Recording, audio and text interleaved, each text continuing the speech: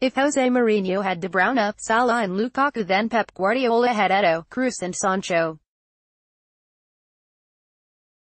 In fairness, it is still premature to bracket the Borussia Dortmund winger with serial winners and Manchester City, with the rampaging Raheem Sterling, undroppable Bernardo Silva and club record addition Riyad Mahrez, are not lacking right wingers. Still, club chairman Khaldoon Al Mubarak name-checked Sancho, Brahim, Diaz and Phil Foden as the City Football Academy graduates he was hopeful of seeing in the first team back in the summer of 2017. You look at Sancho, you look at Phil Foden, you look at Brahim Diaz, just to name a few, Khaldoon said. These are players that are extremely talented. These are players who have a very good chance of making it to the first team. And these are players that if you ask Pep today he will tell you they can and will be first team players at Manchester City. There is a balance that you have to strike. Two have left and Foden is at the foot of the attacking pecking order. United have not signed a specialist right-winger since Wilfried Zaha over 6 years ago but made an audacious attempt to prize Sancho away from City 18 months ago. Guardiola had omitted Sancho from the pre-season tour squad and United pushed hard to sign Sancho, amid competition from Tottenham. Only City blocked any proposed move to a rival and were reprieved by Dortmund. United were prepared to continue working on a deal for Sancho beyond the summer deadline day but his advisors were intent on concluding a move before the window closed. Sancho left England for £8 million. He is maybe worth 10 times that now. Ed Woodward gives director of football and next manager updates. Sancho wanted a clearer pathway to first-team football and he has got it at Dortmund.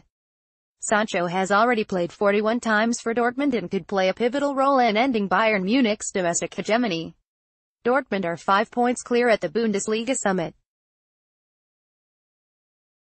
Christian Pulisic, ousted from the first 11 by Sancho, is moving to Chelsea, where Callum Hudson-Odoi is not getting on the bench. Ironically, Hudson-Odoi kept Sancho on the bench in the Under-17 European Championship final. Sancho signed a new Dortmund contract until 2022 earlier in the campaign but a Premier League transfer seems inevitable in the future. United lack a natural right-sided forward and Sancho is the type of athletic and probing flanker who would supplement Ole Gunnar Solskjaer's attacking trident.